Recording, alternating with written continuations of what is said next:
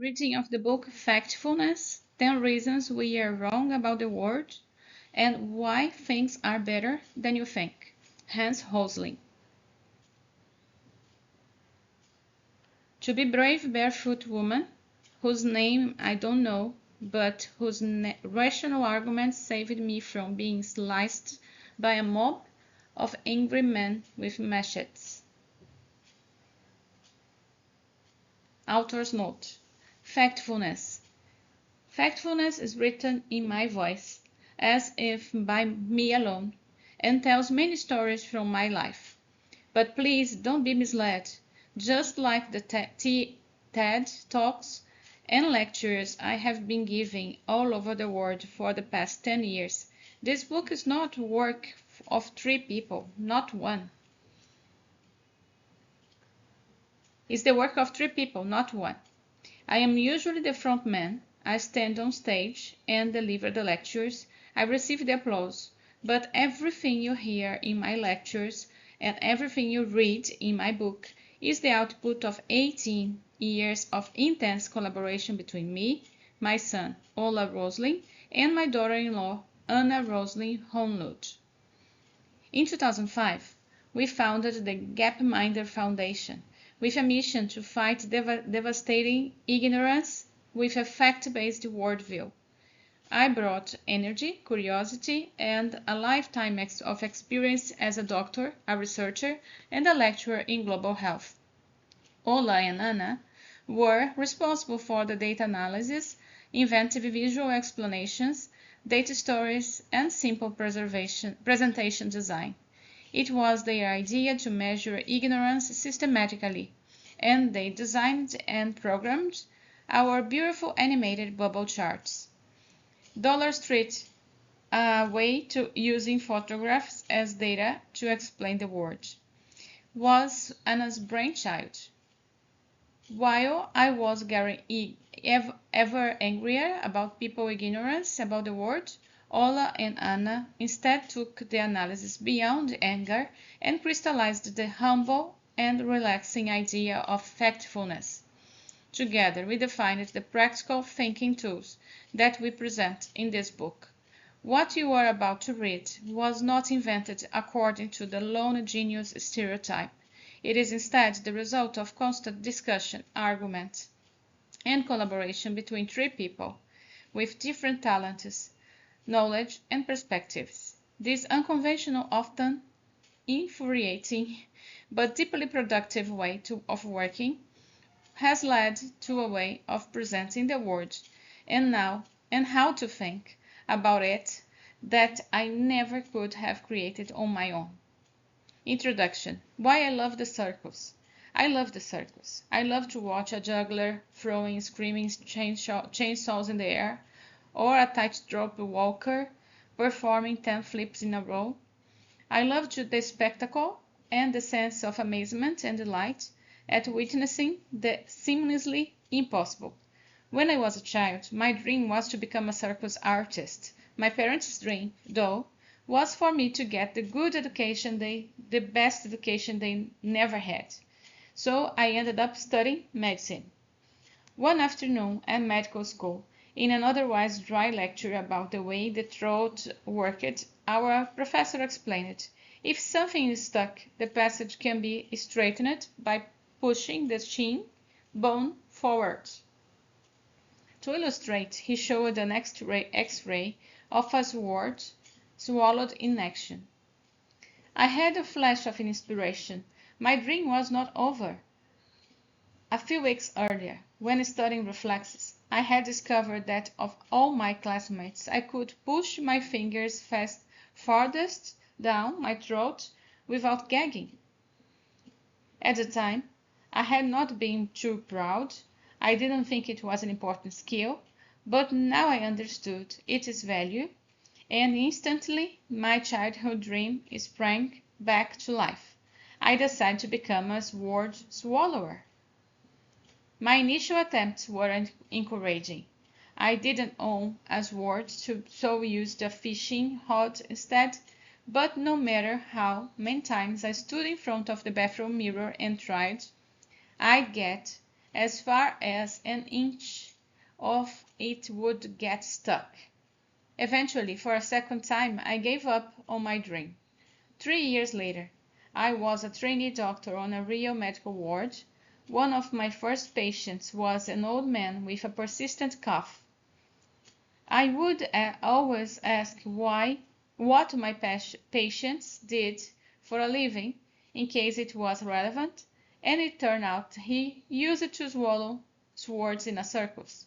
Imagine my surprise when this patient turned out to be the very same sword swallower from the X-ray, the picture I saw in my class. And imagine this. When I told him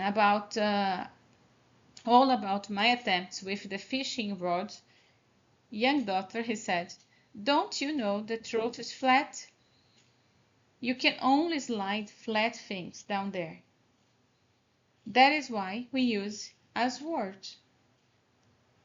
That night after work, I found a soup ladle with a straight, flat handle and immediately resumed my practice.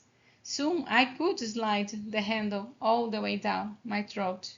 I was excited, but being a soup ladle shaft swallower was not my dream. The next day I put an ad in the local paper, and soon I had acquired what I needed. A Swedish army bayonet from 1809. As I successfully slid it down my throat, I felt both deeply proud in my achievement and smug that I had found such a great way to recycle weapons. Sword swallowing was always shown that the seemingly impossible can be possible, and inspired humans to think about beyond the obvious. Occasionally, I demonstrated this ancient Indian art at the end of one of my lectures on global development. I stepped up onto a table and ripped off my professional checkered shirt to reveal a black vest, top decorated with a gold sequined lightning bolt. I called for complete silence, and to the swirling beat of my snare drum, I slowly slide the army bayonet down my throat.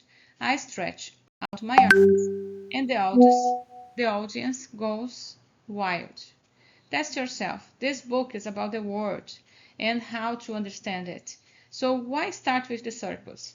And why would I end a lecture by showing off in a sparkly top? I'm soon explain, but first I would like you to test your knowledge about the world. Please find a piece of paper and a pencil and answer the 13 fact questions below. In all low-income countries across the world today, how many girls finish primary school? 20%, 40%, 60%. Where does the majority of the world population live? In low-income countries, middle-income countries, or high-income countries? In the last 20 years, the proportion of the world population living in extreme poverty has almost doubled, remained more or less the same, or almost halved. What is the life expectancy of the world today? 50 years, 60 years, or 70 years?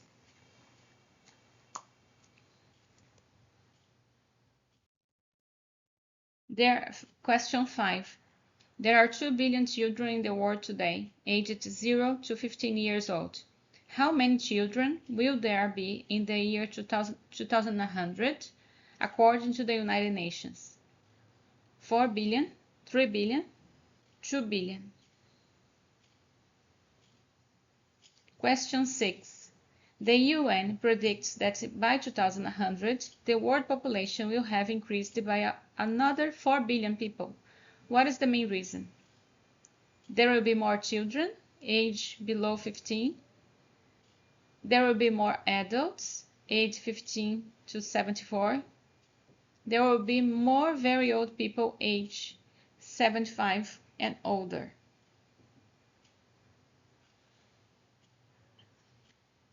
Question 7. How did the number of deaths per year from natural diseases change over the last 100 years? More than doubled, remained about the same, decreased to less than half.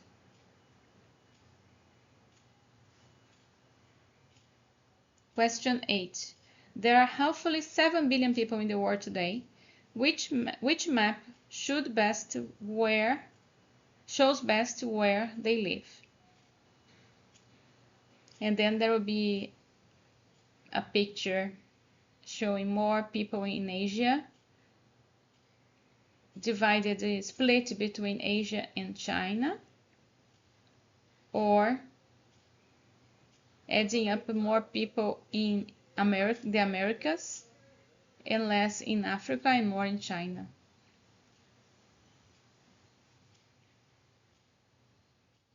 And question 9. How many of the world's 1-year-old children today have been vaccinated against some disease?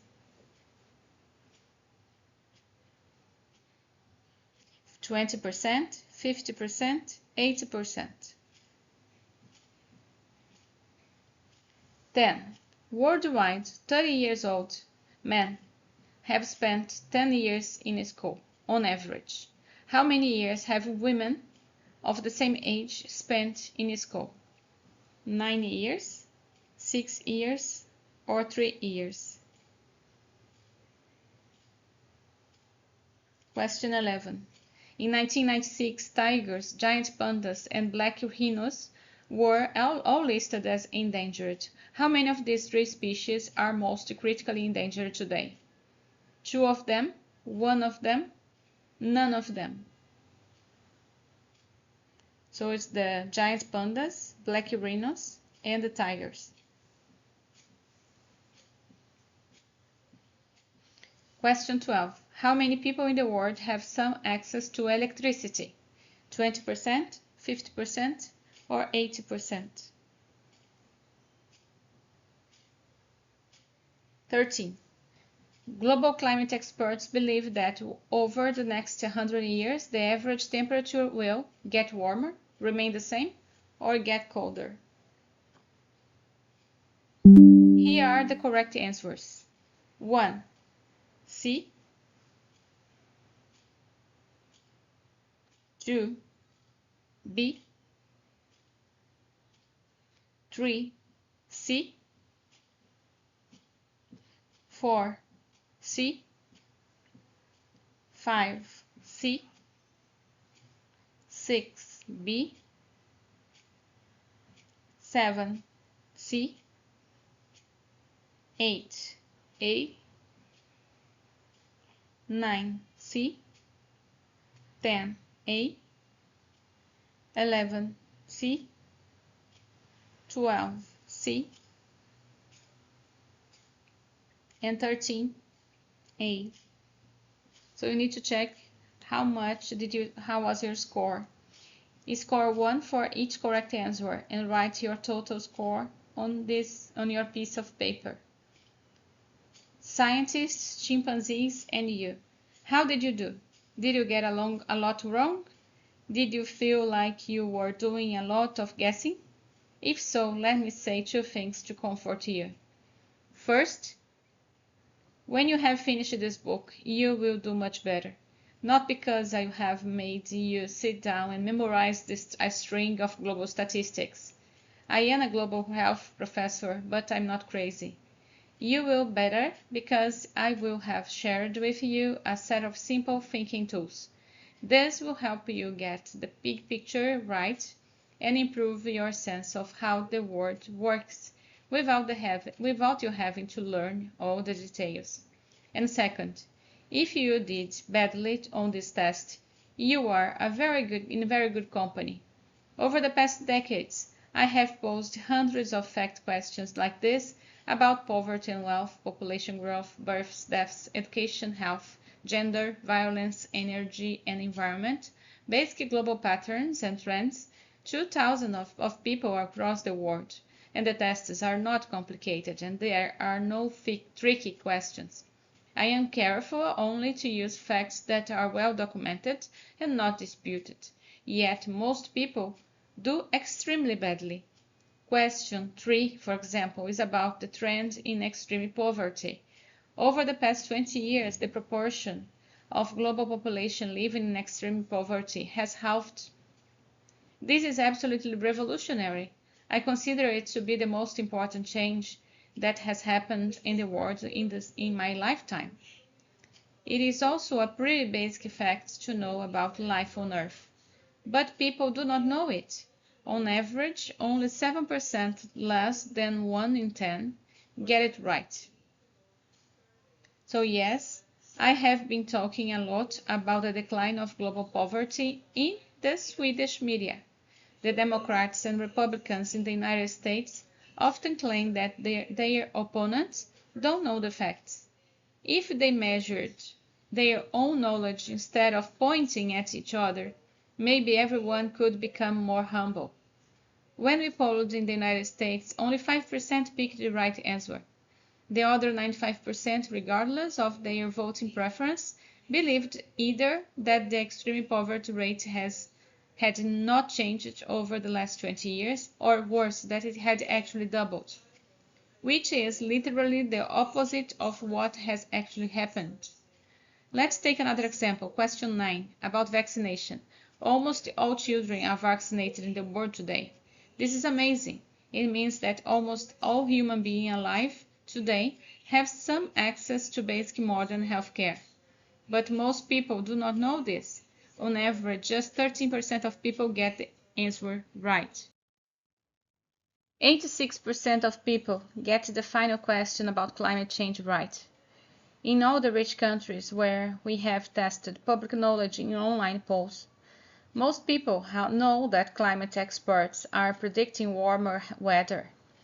In just a few decades, scientific findings have gone from the lab to the public. That is a big public awareness success story. Climate change apart though, it is the same story of massive ignorance, by which I do not mean stupidity or anything intentional, but simply the lack of correct knowledge.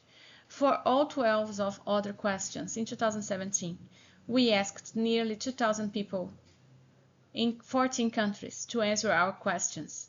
They scored on average just 2 correct answers out of the first 12. No one got full marks, and just one person in Sweden got 11 out of 12.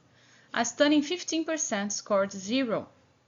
Perhaps you think that better educated people would do better, or people who are more interested in the issues. I certainly thought that once, but I was wrong. I had tested audiences from all around the world and from all walks of life. Medical students, teachers, university lecturers, eminent scientists, investment bankers, executives in multinational companies, journalists, activists, and even senior political decision makers. These are highly educated people who take an interest in the world. But most of them, a stunning majority of them, get most of the answers wrong. Some of these groups even score worse than the general public. Some of the most appalling results came from a group of Nobel laureates and medical researchers. It is not a question of intelligence. Everyone seems to get the word devastatingly wrong. Not only devastatingly wrong, but systematically wrong, by which I mean that these test results are not random. They are worse than random. They are worse than the results I would get if the people answering my questions had no knowledge at all. Imagine I decide to head down to the zoo to test out my questions on the chimpanzees. Imagine I take with me huge armful of bananas, each marked either A, B, or C, and threw them into the chimpanzee's enclosure. Then I stand outside the enclosure, read out each question in a loud, clear voice and note down, and as each chimpanzee's answer, the better of the banana the next chosen to eat. If I did this, and I wouldn't ever actually do this, but just imagine, the chimps, by picking randomly, would do consistently better than the well-educated but deluded human beings who take my tests. Though, through pure luck, the troop of chimps would score 33% of each answer question, or 4 out of the first 12 the whole test.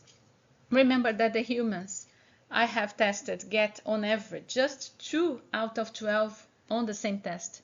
What is more, the chimp's errors would be equally shared between the 2 wrong answers, whereas the human errors all tend to be in one direction. Every group of people I ask thinks the word is more frightening, more violent, and more hopeless. In short, more dramatic than it really is. In my case, while I was reading, I did a test, and I got 5 right from out of 13. Actually, let me see, 1, 2, 3, 4, 5. Yes, 5 right out of 13.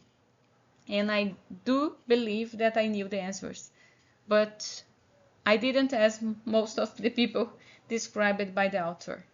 So I will continue reading the next video. Bye bye.